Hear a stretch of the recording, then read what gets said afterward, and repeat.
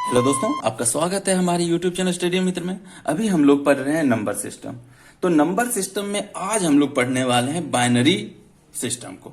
तो binary system में मैंने आपको बताया था सिर्फ एक ही प्रश्न पूछा जाता है, क्या? डेसिमल से बाइनरी में बदलिए और बाइनरी से डेसिमल में बदलिए। तो आज इसको हम लोग सीखेंगे एकदम आसान तरीके से। तो शुरुआत करते हैं एक एग्जाम्पल की सहायता से कि हमारे पास एक नंबर है 101। इसको आप बदलिए किसमें? बाइनरी नंबर में। यह सवाल एसएससी में पूछा जा चुका है। तो चलिए देखते हैं। तो सबसे पहले क्या कीजिए, 101 जो है डेसिमल में है, इसको किसमें बदलना है? बाइनरी में।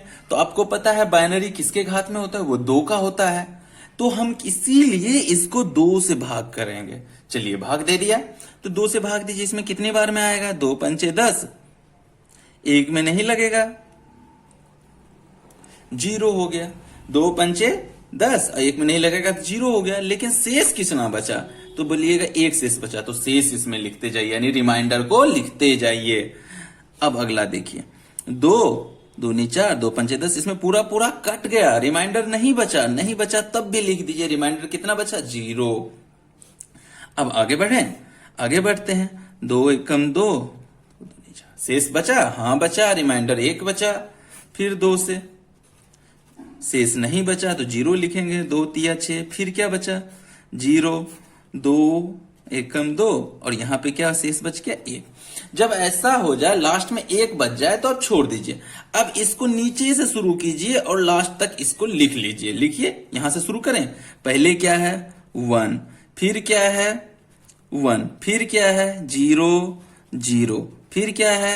1, फिर 0, फिर 1। समझ में आ गया होगा आपको। और इसका आधार क्या हो जाएगा? 2। तो हमने डेसिमल सिस्टम से बाइनरी सिस्टम में बदलना सीख लिया। तो कैसा लगा आपको? चलिए एक और एग्जांपल लेते हैं, और आसान हो जाएगा आपको समझना। दूसरा हम लेते हैं 125। अब 125 को हम बदलेंगे बाइनरी में। सिंपल सिस्टम है। क्या? सबसे पहले 2 से भाग दीजिए। 2 छके 12, 2 दूनी 4, शेष बच गया, यहां लिख देंगे। 2 तिया 6, 2 एकम, शेष बचा? नहीं बचा तो 0। फिर 2 से। समझ में आ रहा होगा आपको।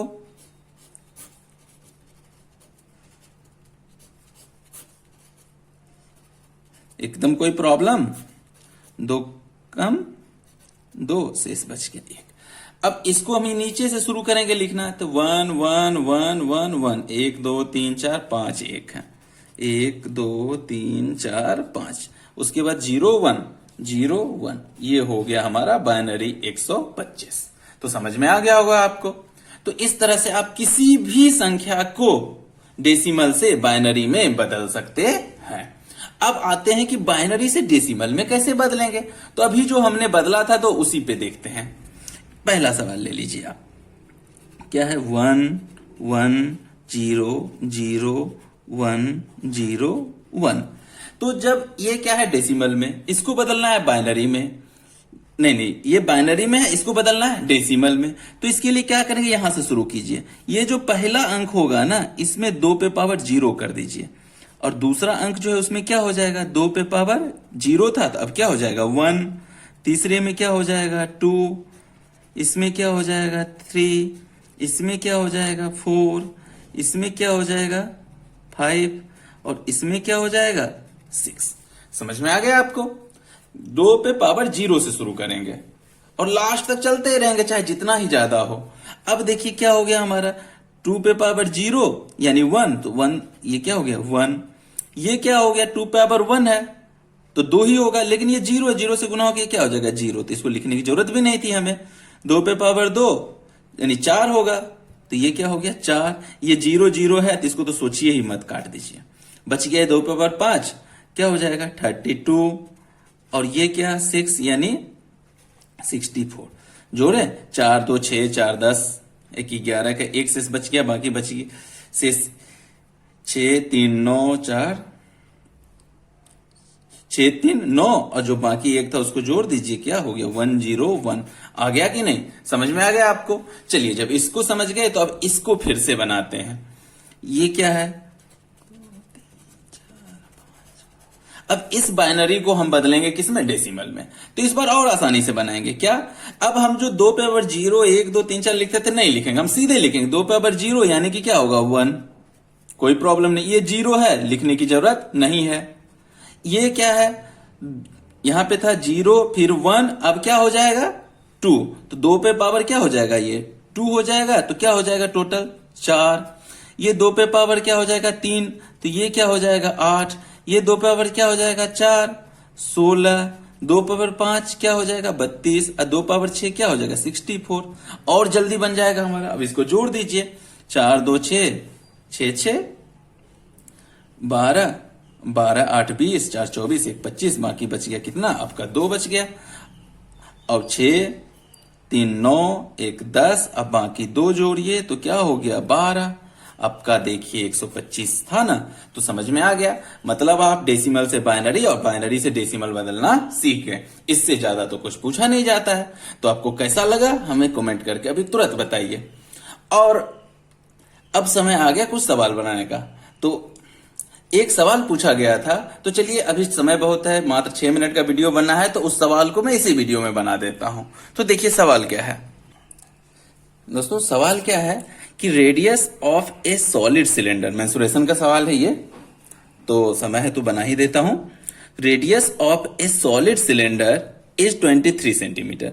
मतलब एक सॉलिड सिलेंडर है जिसका रेडियस इतना है और उसका हाइट क्या है 26 सेंटीमीटर।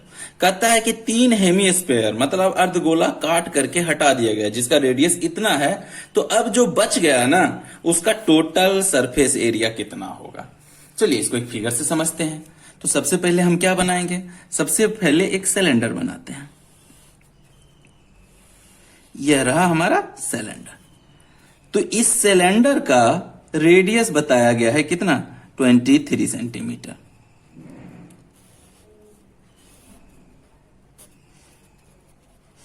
कोई प्रॉब्लम नहीं। और इसका हाइट कितना है 26 सेंटीमीटर। यहां तक तो कोई प्रॉब्लम नहीं। अब इस सवाल में बोला गया कि इसका जो बॉटम है ना दोनों, चलिए पहले हम यहां पे एक बॉटम ड्रॉ करते हैं और दूसरा भी तो वैसा ही होगा।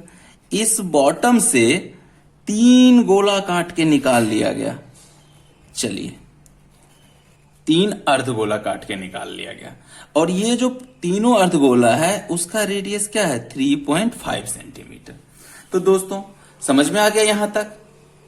अब क्या है, अब निकालने के बाद इस पूरे इसका सिलेंडर का टोटल सरफेस एरिया संपूर्ण पृष्ठीय क्षेत्रफल क्या होगा। तो इस सवाल का कितना पार्ट हो गया, एक तो सिलेंडर का गोल वाला हिस्सा होगा उसका पृष्ठीय क्षेत्रफल हो जाएगा और 2 बॉटम वाला हिस्सा होगा बस। तो सबसे पहले आइए सिलेंडर का गोल वाला जो हिस्सा है, सिलेंडर का गोल वाला हिस्सा जो है उसका पृष्ठीय क्षेत्रफल क्या होगा, पृष्ठीय क्षेत्रफल किसका, बेलन का। तो आपको इसका फॉर्मूला पता है क्या, पाई आर स्क्वायर, नहीं 2 पाई आर एच, पता है कि नहीं। तो देखिए ये क्या हो जाएगा 2 हो जाएगा, पाई को रहने दीजिए, आर के जगह पे कितना हो जाएगा 23 और एच के जगह पे क्या हो जाएगा 26। तो चलिए ये तो समझ में आ गया पहला पार्ट। दूसरा पार्ट क्या है कि ये दोनों बॉटम से ये तो कट के निकल गया, तो फिर भी कौन सा ये एरिया तो बच गया होगा जो मैंने डार्क कर रखा है, ये हिस्सा क्या हुआ, ये हिस्सा तो बच गया, ये तो कट के निकल गया और ये हिस्सा बच गया। तो इस एरिया का क्षेत्रफल कैसे निकालिएगा, तो इसका सिंपल तरीका है कि एक बड़ा सा जो वृत्त है टोटल उसका क्षेत्रफल निकाल लीजिए। तो यहां पे हम क्या लिख सकते हैं, एक बेस पर, एक बेस पर काम कीजिए पहले और उसको 2 से गुना कीजिए तो दूसरा बेस का अपने आप निकल जाएगा। तो इस बेस का एक क्या है टोटल क्षेत्रफल क्या हो जाएगा, तो पाई आर स्क्वायर हो जाएगा कि नहीं। और माइनस उसमें कर दीजिए एक गोले का, तो एक गोले का भी क्या होगा पाई आर स्क्वायर ही होगा। लेकिन ये एक गोला नहीं है, कितना गोला है 3, तो 3 से माइनस कर दीजिए। मतलब इसको बड़ी आर अगर कर ले तो ये बड़ा वाला वृत्त का क्षेत्रफल माइनस छोटा वाला वृत्त का क्षेत्रफल, ठीक। और साथ साथ ये 3 है तो इसीलिए 3 से गुना कर दिया। तो ये हमारा क्या हो जाएगा, ये हो जाएगा हमारा बड़ा वाला क्या है 23 का स्क्वायर हो जाएगा माइनस पाई, और ये क्या हो जाएगा 3.5 का स्क्वायर, और 3 से हमने गुना कर दिया। यहां तक कोई प्रॉब्लम नहीं। अब देखिए ये तो एक ही पृष्ठ हुआ ना, और हमें क्या है एक पृष्ठ यहां भी है और एक पृष्ठ यहां भी है, 2 पृष्ठ है। तो 2 पृष्ठ है तो इसे कितना से गुना करना पड़ जाएगा, 2 से गुना करना पड़ जाए, तो ये भी हमारा निकल गया। यहां तक तो कोई प्रॉब्लम नहीं है, आपको समझ में आ रहा है ना। अब आइए आगे, यहां तक तो समझ में आ गया, लेकिन आगे जो बताने जा रहा हूं वो बहुत इंपॉर्टेंट है। अब इस गोले पे विचार कीजिए, यह जो गोला है ये 3.5 का है, यह कट के निकल गया, तो पृष्ठीय क्षेत्रफल इतना तो घटा दिए, लेकिन क्या कुछ बचेगा। इसके लिए समझने के लिए आपको एक छोटा सा फिगर दिखाता हूं। ये देखिए, यहां से देखिए तो सिलेंडर टाइप है, इसका ये एरिया क्या है, यहां से अर्धगोला काट के निकाला है हमने, तो क्या क्षेत्रफल हटाने से बन जाएगा। अरे ये सतह भी तो है, ये जो कर्व फेस है यानी गोले का अंदर का हिस्सा, ये फेस भी तो क्षेत्रफल में आएगा, संपूर्ण पृष्ठीय क्षेत्रफल में, तो इसे भी जोड़ना पड़ेगा। तो मतलब ये जो अर्धगोला है इसका पृष्ठीय क्षेत्रफल निकाल लीजिए। तो अर्धगोला पे है, तो अर्धगोले का पृष्ठीय क्षेत्रफल, तो अर्धगोले का पृष्ठीय क्षेत्रफल क्या होता है, तो 2 पाई आर स्क्वायर होता है। तो चलिए 2 पाई का अभी नहीं रखेंगे मान, 3.5 का क्या हो जाएगा स्क्वायर, 3.5 का स्क्वायर होगा। और लेकिन ये एक गोला है, नहीं 1 2 3 गोला है, तो कितना से गुना कर देंगे 3 से। तो एक तरफ का हो गया, लेकिन क्या एक साइड है, नहीं ये नीचे भी है और ऊपर भी है, तो और इसको कितना से गुना करना पड़ेगा 2 से। तो समझ में आ गया होगा आपको, समझ में आ गया ना। ये क्या हो जाएगा, ये हो जाएगा 6 दूनी 12 पाई 3.5 का स्क्वायर रहने दीजिए। समझ गए। इस सवाल का कितना पार्ट हो गया, 3 पार्ट हो गया।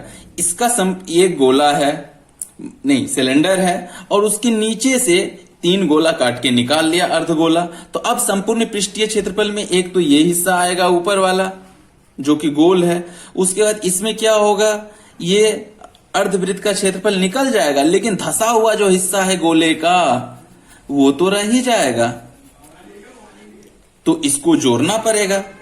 तो इस तीनों को अगर हम लोग जोड़ लें तो इसका संपूर्ण पृष्ठीय क्षेत्रफल निकल जाएगा। चलिए जोड़ें, संपूर्ण